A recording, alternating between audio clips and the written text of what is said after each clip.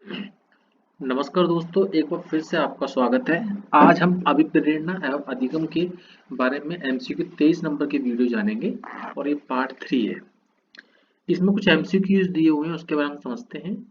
बाल विकास में सबसे पहला क्वेश्चन है, वह कारक जो व्यक्ति को कार्य करने के लिए बढ़ाता है घटाता है। तो वह कारक है अभिप्रेरणा, जिसको इंग्लिश में मोटिवेशन मोटिवेशनल बोलते हैं।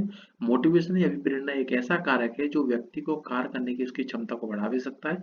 यदि वो व्यक्ति डिमोटिवेट हो जाता है तो उसकी कार्य करने की क्षमता को घटा भी सकता है।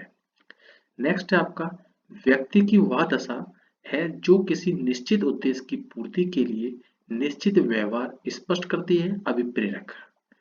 नेक्स्ट है आपका, ऐसे प्रेरक जो व्यक्ति जन्म के साथ ही लेकर आता है वो कहलाता है जन्मजात प्रेरक।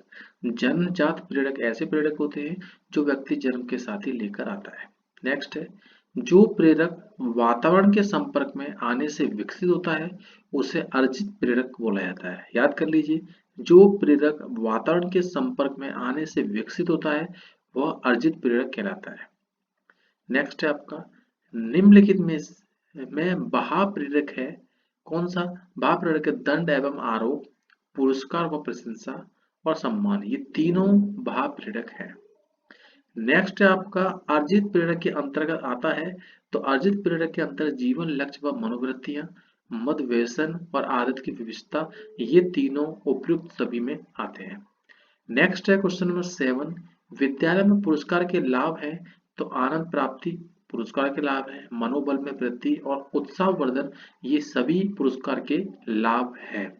नेक्स्ट है, विद्यालय में पुरस्कार से हानि होती है, केवल पुरस्कार के लिए कार्य करते हैं। यदि आप विद्यालय में अगर पुरस्कार देते हैं तो जो बच्चे हैं, जो हमारे छात्र छात्राएं हैं, वो इस एम से कार्य करते हैं कि हमें पुरस्कार मिलेगा, वो पढ़ाई के लिए कार्य नहीं करते। ये इसकी सबसे बड़ी हानि है। नेक्स्ट है, अधिगम का मुख्य बालक कहलाता है अभिप्रेरणा। अधिगम का मुख्य कारक कहलाता, मुख्य बालक कहलाता है। अधिगम का मुख्य कारण है बाल अभिप्रेरणा। याद करो, अधिगम का मुख्य कारण जो है वो अभिप्रेरणा है, ध्यान रखना। नेक्स्ट है, ये गलत लग गया, कारक लिखना है इस जगह। नेक्स्ट है, प्रश्न नंबर 10, प्राथमिक आवश्यकताएं होती हैं व्यक्ति के अस्तित्व को बनाए रखने के लिए। याद रख लीजिए, प्राथमिक आवश्यकताएं व्यक्ति के अस्तित्व को बनाए रखने के लिए होती हैं। क्वेश्चन नंबर 11 की बात करें, अधिगम की सफलता का मुख्य आधार माना जाता है लक्ष्य प्राप्ति की उत्कृष्ट इच्छा। याद कर लीजिए, अधिगम की सफलता का मुख्य आधार माना जाता है लक्ष्य प्राप्ति की उत्कृष्ट इच्छा के लिए। नेक्स्ट है, अभिप्रेरणा को प्रभावित करने वाला कारक आवश्यकताएं हैं, संवेगात्मक स्थिति है, आकांक्षा स्तर एवं रुचियां हैं। प्रश्न नंबर 13, अभिप्रेरित व्यवहार की विशेषताएं आवश्यकता की पूर्ति है। याद कर लीजिए, अभिप्रेरित व्यवहार की विशेषताएं आवश्यकता की पूर्ति है।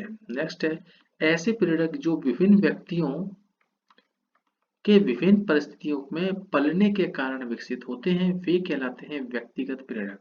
याद कर लीजिए, व्यक्तिगत प्रेरक ऐसे प्रेरक होते हैं जो विभिन्न व्यक्तियों के विभिन्न परिस्थितियों में पलने के कारण विकसित होते हैं, वे होते हैं। नेक्स्ट है आपका, कक्षा शिक्षण में बालकों को प्रेरित करते समय निम्नलिखित बात का ध्यान रखना चाहिए। बालक में आत्मविश्वास की भावना विकसित हो सके, उसमें इस पर ध्यान रखना चाहिए। नेक्स्ट है, नकारात्मक प्रेरणा को क्या कहते हैं? तो नकारात्मक प्रेरणा को वह प्रेरणा कहा जाता है। याद कर लीजिए। नेक्स्ट है, प्रेरक शब्द है अति व्यापक, प्रेरक शब्द अति व्यापक है, याद कर लीजिए। नेक्स्ट है, स्वाभाविक व कृत्रिम रूप प्रेरक के किसने माना है? तो ये थॉमसन का कहना है कि स्वाभाविक व कृत्रिम प्रेरक, कृत्रिक रूप प्रेरक के किसने माना है? ये माना है थॉमसन प्रेरक ने माना है। नेक्स्ट है, शिक्षक बालक के व्यवहार में किस तरह परिवर्तन कर सकता है? तो पुरस्कार देकर, उसकी प्रशंसा करके या उसे गिफ्ट वगैरह देकर आसानी से कर सकता है। नेक्स्ट है, बालकों द्वारा उत्तम गुणों व आदर्शों को ग्रहण करने से बालक में कौन सा गुण उत्पन्न होता है? वो होता है अनुशासन की भावना उसके अंदर आ जाती है। 21 नंबर क्वेश्चन में कह रहा है, प्रेरणा छात्र में रुचि उत्पन्न करने की कला है, यह कथन है थॉमसन का। नेक्स्ट है, प्रेरक व्यक्ति को उस क्रिया को चुनने में सहायता देते हैं जिसे करने की उसकी इच्छा होती है, ये वो कहते हैं क्रोवेन का कहना है। नेक्स्ट है, शिक्षा प्रक्रिया का मुख्य आधार व सीखने का सबसे महत्वपूर्ण साधन है प्रेरणा। क्वेश्चन नंबर 24, प्रेरक प्राणी में विद्वान शारीरिक एवं मनोवैज्ञानिक दशाएं हैं जो उसे निश्चित विधियों के अनुसार कार्य करने के लिए उत्तेजित करती है। प्रेरक की इस परिभाषा को देने वाले गेट्स व अन्य हैं। नेक्स्ट है, मूल प्रवृत्ति का सिद्धांत देने वाला मैकडूगल है। याद कर लीजिए, मूल प्रवृत्ति का सिद्धांत देने वाला मैकडूगल है। नेक्स्ट है, निम्न में से कौन सा उदाहरण अभिप्रेरणा का परिणाम नहीं है? तो निम्न में से कौन सा उदाहरण अभिप्रेरणा का परिणाम नहीं है? वो है, राम ने तेजी से आधुनिक एवं प्राचीन ऐतिहासिक प्रवृत्तियों में सहसंबंध स्थापित करने में प्रगति की है। नेक्स्ट है आपका, शिक्षार्थियों को लिए को शिक्षक जो पूछ सकते हैं उन सभी प्रश्नों के उत्तर याद करने के लिए प्रोत्साहित नहीं करना चाहिए। याद रख लीजिए। नेक्स्ट है, निम्नलिखित में से कौन सी विशेषता आंतरिक रूप से अभिप्रेत बच्चों के लिए सही नहीं है? ये हमेशा सफल होते हैं, ये बात गलत है। नेक्स्ट है, एक शिक्षक विद्यार्थियों को अनुप्रेरित कर सकता है सही मार्गदर्शन देकर।